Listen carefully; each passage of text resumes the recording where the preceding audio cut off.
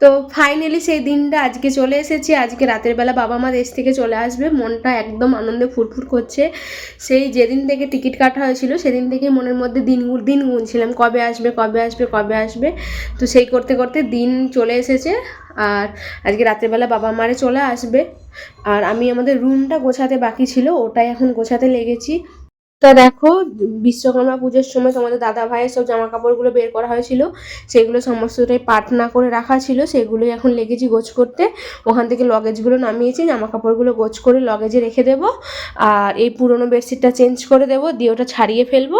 আর এই নতুন বেডশিটটা, এটা হচ্ছে বিছানায় পেতে দেবো এখন।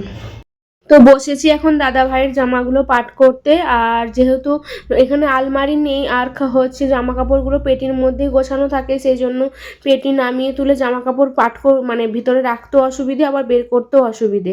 তো কি আর করা, জামা কাপড়গুলো পাট করে দুটো পেটিতে দুজনের জামা কাপড় আছে, সেগুলো সাজিয়ে গুছিয়ে রেখে দিই।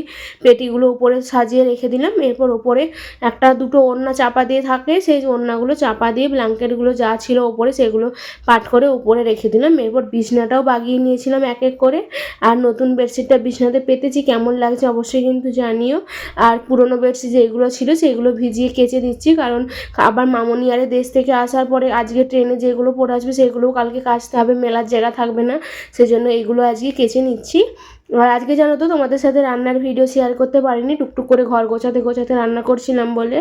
আর স্নান করার সময় সমস্ত বেডশিটগুলো কেচে নিয়েছি, কেচে এখন বাইরে মিলে দিচ্ছি। তখনও দেখছি হালকা হালকা বাইরেটা রোদ লাগছে, আর এমনিতেও হাওয়া দিচ্ছে, শুকনো হয়ে যাবে, অতটা চাপ থাকবে না।